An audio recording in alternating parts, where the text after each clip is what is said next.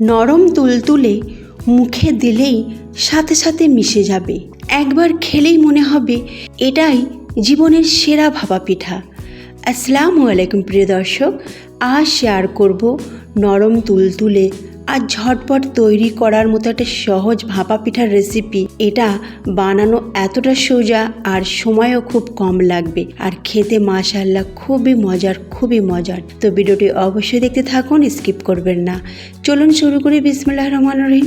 এখানে আমি একটা পাত্রে 2.5 বাটির মতো দুধ নিলাম। তো দুধটা এখানে প্রায় 200 মিলি দুধ রয়েছে, আর দুধটা আগে থেকে ফুটিয়ে নিয়েছিলাম।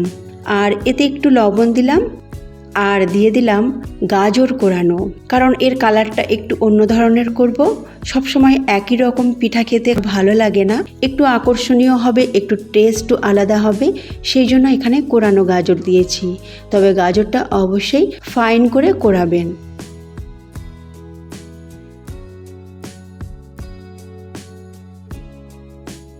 আর 2 থেকে 3 মিনিট এটাকে সিদ্ধ করলাম দুধের সাথে। এবার এতে দিয়ে দেব এই যে বাটির মাপ করে দুধ নিয়েছিলাম, সেই বাটির মাপ করে প্রায় 1.5 বাটির থেকে একটু সামান্য কম ময়দা নিলাম।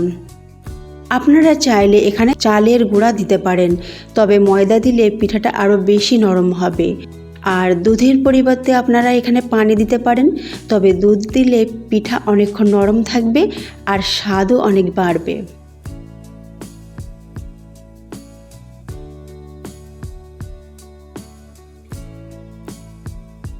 এবার এটাকে ভালো করে নাড়াচাড়া করে 2 থেকে 3 মিনিট ঢাকনা চাপা দিয়ে কম আঁচে রেখে দিয়েছিলাম। তারপরে আবার নাড়াচাড়া করে নিলাম, খুব ভালোভাবে এটাকে মিশিয়ে নিলাম। আর গ্যাসের ফ্লেমটা বন্ধ করে এটাকে এক সাইডে রেখে দিলাম। ততক্ষণ আমি বানিয়ে নিচ্ছি পুর। একটা পাত্রে দিয়ে দিলাম ওই বাটির মাপ করে 1 বাটি চিনি। মিষ্টিটা আপনারা আপনাদের অ্যাকর্ডিং নেবেন।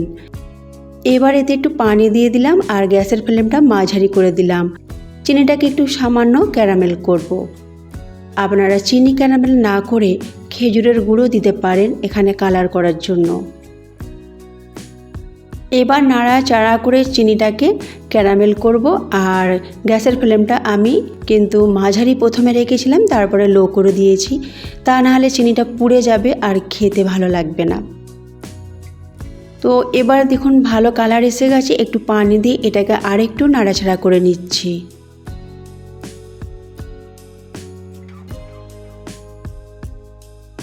এবার এতে নারকেল কোরানো দিলাম। এই নারকেলটা খুবই নরম নারকেল, তো এই নরম নারকেল দিয়ে ভাপা পিঠা বানালে খেতে কিন্তু খুবই মজার হয়। যাই হোক, আপনাদের কাছে যেরকম নারকেল থাকবে সেই দিয়ে বানাবেন। আমার কাছে এরকম ছিল, এটা দিয়ে বানাচ্ছি।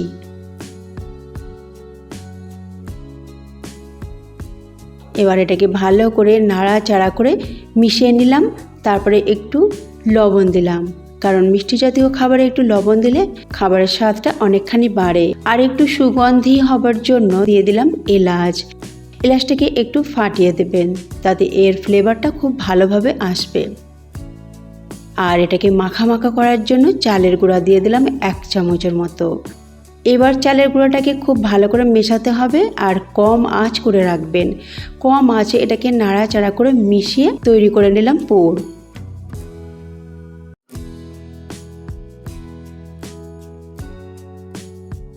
আর এদিকে নিয়ে নিলাম একটা বাটিতে সেই ময়দা। এবার সেই গাজর মিশানো ময়দাটাকে ভালো করে একটু মেখে নেব। এটা গরম থাকতে থাকতেই মাখবেন, তবে খুব বেশি গরম না, একটু হালকা গরম থাকলেই হবে। এটা মাখার সময় হাতে পানি নেবার দরকার নেই। যদি মনে হয় যে জড়াচ্ছে, তো একটু সামান্য হাতটাকে একটু ভিজিয়ে নেবেন। আর এটাকে ভালো করে মেখে নিতে হবে, একেবারে স্মুথ করে মেখে নেবেন।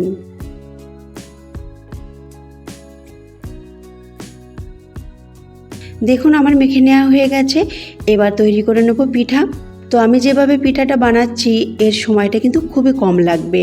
আলাদা আলাদা করে ডিজাইনও দিতে হবে না, একসঙ্গে আমি 3টে পিঠা বানিয়ে নেব। আর পিঠার সংখ্যাও অনেক হবে আর খেতেও কিন্তু খুব মজার হবে। খুবই সহজ পদ্ধতিতে। অনেক সময় ভাপা পিঠা খেতে ইচ্ছা যায়, কিন্তু ওই যে বানাতে গেলে সময় লাগে, আর সেজন্য অনেক সময় আলসেমি হয় যে থাক আজকে আর বানাবো না। তো এইভাবে আপনারা যদি বানান আপনাদের পিঠাও খাওয়া হয়ে যাবে আর আপনাদের সময়টাও কম লাগবে।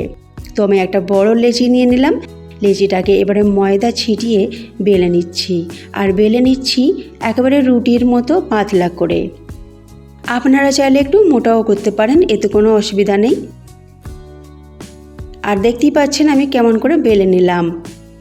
এবার আমি দিয়ে দেব পুর। পুরটাকে অবশ্যই ঠান্ডা করে দেবেন, গরম থাকতে থাকতে একদমই দেবেন না। তো পুর পুরোপুরি ঠান্ডা হয়ে গেছে। এবার পুরটাকে আমি এই রুটির উপরে এইভাবে স্প্যাচুলার মাধ্যমে ভরাট করে নিচ্ছি। তবে ধারগুলো একটু ফাঁকা ফাঁকা রাখবেন।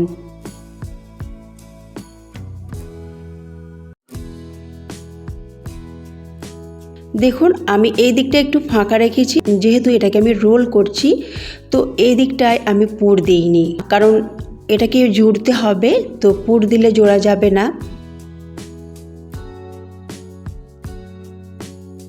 এবার আমি এখানটায় পানি দিয়ে দিলাম। পানি দিলে এটা খুব সহজভাবে জুড়ে যাবে। আর এইভাবে হাতের সাহায্যে একটু রোল করে নিলাম। এবার এদিকে যে ফাঁকা অংশগুলো রয়েছে এর মধ্যেও একটু একটু করে পানি দিয়ে দিলাম, আর তারপরে আঙুলের সাহায্যে একটু এইভাবে হালকা প্রেস করে জুড়ে দিলাম। এইভাবে ওদিকটাও করে নেব।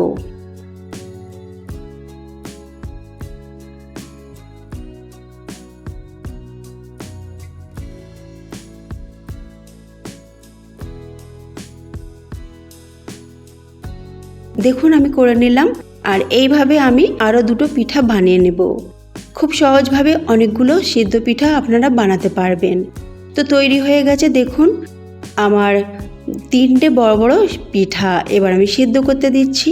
আগে থেকে পানি আমি ফোটাতে দিয়েছিলাম, পানিটা টকবক করে ফুটছে, আর একটা স্টিমের পাত্রে দিয়ে ঢাকনা চাপা দিয়ে 10 মিনিট রেখেছিলাম। তারপর ঠান্ডা হতে এটাকে তুলে নিলাম। এবার আমি এটাকে কাট করে নেব, কারণ এত বড় বড় পিঠা খেতেও ভালো লাগবে না আর দেখতেও ভালো লাগবে না। আর কাটিং করলে এর সৌন্দর্যটাও বেশ আসবে, আর তার সাথে এটা খেতেও ভালো লাগবে। পিস পিস করে খেতে বেশ দারুণ লাগবে। আমি দেখুন একটু এটাকে পাস্তার মতো করে কাটছি। আপনারা আপনাদের পছন্দ মতো কেটে নিতে পারেন। আর দেখুন কেটে নেওয়া হয়ে গেছে। কত সুন্দর লাগছে। তবে হ্যাঁ, ভিতরের পুরটা যদি একটু কালার হতো আরও মনে হয় ভালো হতো। যাই হোক, খেতে মাশাআল্লাহ খুবই মজার হয়েছে আর খুবই কম সময়ে বানিয়েছি। আপনারা অবশ্যই এইভাবে সিদ্ধ পিঠা বানিয়ে দেখবেন। আশা করছি আপনাদের অনেক ভালো লাগবে। আল্লাহ হাফেজ।